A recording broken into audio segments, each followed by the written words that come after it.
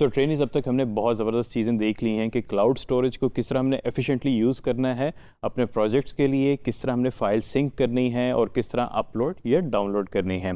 ये तो बात होगी फोल्डर मैनेजमेंट या फाइल मैनेजमेंट की। अब बात करते हैं हम क्लीनिंग की या क्लेंजिंग की और आर्काइविंग की, यानी कि जब आपका डाटा आपके इस्तेमाल में नहीं रहता या उसकी अब आपको ज़रूरत उस तरह नहीं रहती जिस तरह पहले थी, जब प्रोजेक्ट आपके पास मौजूद था, तब उनके साथ क्या करते हैं हम? उसको हम कहते हैं क्लेंजिंग का प्रोसेस कहते हैं या आर्काइविंग का। क्लेंजिंग में ये होता है कि आप अपना गैर ज़रूरी डाटा डिलीट कर देते हैं। और आर्काइविंग में ये होता है कि आप उसको सेफली बैकअप कर लेते हैं, चाहे वो क्लाउड पे हो या आपका फिजिकल स्टोरेज हो। आइए देखते हैं हम इसको कैसे करते हैं। सो ट्रेनिंग सबसे पहले हम आएंगे अपने एज ब्राउज़र में, और अगर आप यहाँ पे नोट करें तो यहाँ पे आपके पास डेट्स आ रही हैं जिन पे ये आपकी प्रोजेक्ट्स या फाइल्स बनी हुई हैं। इसी तरह हम दोनों ड्रॉप बॉक्स में भी चले जाएं तो यहाँ पे भी जो है हमारे पास मॉडिफाइड की डेट आ रही होती है फाइल्स की, उसी तरह फोल्डर्स की भी। अब हमने क्या करना है कि हमने इधर से आइडिया लगाना है कि कौन सी चीज़ हमारे पास ऑब्सोलीट हो गई है और कौन सी चीज़ जो है हमारी ज़रूरत की हमें फ्यूचर में कभी ज़रूरत पड़ सकती है। सो ट्रेनिंग्स अब हम ओपन करेंगे अपना एक्सप्लोरर। इसके लिए मैं Win+E की दोबा रहा हूँ, Windows+E की। ये शॉर्टकट है एक्सप्लोरर ओपन करने का। एक्सप्लोरर ओपन हो गया है और ये हमारे पास इसकी डिटेल्स आ गई हैं। यहाँ से मैं इसका व्यू फ़िलहाल चेंज कर रहा हूँ। जैसे कि आपको याद होगा, हमने प्रोजेक्ट सी के ऊपर बहुत ज़्यादा काम किया था इनिशियली। अब प्रोजेक्ट सी ऐसा फोल्डर है जो कि मेरे लिए ऑब्सोलीट हो चुका हुआ है। इसका मेरा अब कोई किसी किस्म का इस्तेमाल नहीं रहा और फ्यूचर में भी मुझे इसकी ज़रूरत नहीं पड़ेगी। तो इसका बहुत ही सिंपल तरीका है, मैं सिंपली डिलीट का बटन दबा दूंगा। उससे क्या हुआ कि ये डिलीट हो गया है। इन केस मैं Ctrl+Z का बटन दबा रहा हूँ। विंडोज़ 10 और 11 में फीचर है कि इन केस अगर आपने डिलीट कर दिया है तो आप इसको रिस्टोर भी कर सकते हैं। ये मैंने F5 का बटन दबाया, रिफ़्रेश हो गया और ये आप देख रहे हैं कि दोबारा से फ़ोल्डर मेरे पास वापस आ गया है।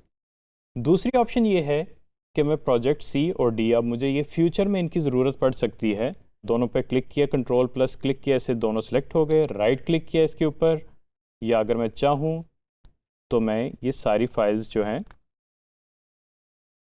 सेलेक्ट कर सकता हूँ, प्रेजेंटेशन से लेके प्रोजेक्ट सी तक। और इस पर मैंने राइट क्लिक किया और ये WinRAR एक मेरे पास यूटिलिटी है जो कि पेड है मेरे पास। इसके अलावा 7Z है, WinZip है, बहुत सारी कंप्रेशन यूटिलिटीज़ हैं जो कि आपके आर्काइविंग के लिए यूज़ होती हैं।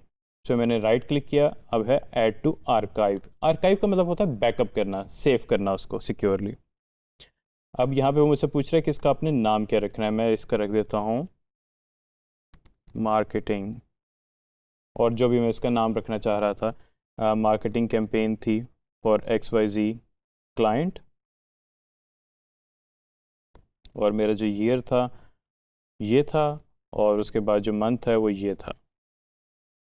मैंने इसका नाम सेट किया। मैं ज़िप फाइल भी बना सकता हूँ। ज़िप जो है बहुत कॉमनली होता है और विंडोज़ जो है डायरेक्टली ज़िप फाइल्स ओपन कर सकती है विदाउट एनी यूटिलिटी। तो ये टोटली आप पे डिपेंड करता है, क्योंकि आर्काइव बैकअप कर रहे हैं तो आप ज़िप भी कर सकते हैं। कंप्रेशन नॉर्मल रहने दीजिएगा और इसको ओके कर देते हैं हम। और ये आप देख रहे हैं कि मेरे पास ज़िप फाइल बन गई है जो कि काफ़ी बड़े साइज़ की है। अब मैं इसको चाहूँ तो मैं इसको अपलोड कर सकता हूँ। अब अपलोड के मेरे पास एक ऑप्शन है कि मैं यहाँ पे आया एज ब्राउज़र के अंदर और यहाँ पे मैंने इसको ड्रैग एंड ड्रॉप कर दिया, और अब आप नोटिस करेंगे कि ये फ़ाइल अपलोड होना शुरू हो गई है। अब इसका ये फ़ायदा हुआ है कि वो जो भी मेरा डाटा था वो सारा सेफली क्लाउड पे बैकअप हो गया। वेल ट्रेनिंग्स, आपने देखा कि फ़ाइल जो है सक्सेसफुली अपलोड हो गई है, यानी कि जो आर्काइव हमने बनाया था, बैकअप बनाया था, वो क्लाउड पे स्टोर हो गया है। अब मैं इसको जो है अराउंड द ग्लोब कहीं से भी एक्सेस कर सकता हूँ अपनी किसी भी डिवाइस से। तो ये था एक बैकअप या आर्काइविंग का तरीका। सो ट्रेनिंग्स, ये तो आपने देखा कि हम ऑनलाइन बैकअप कैसे कर सकते हैं या आर्काइव कैसे कर सकते हैं और फाइल्स गैर ज़रूरी को डिलीट कैसे कर सकते हैं ताकि हमारे स्टोरेज जो है हमारे पास सेव हो सके।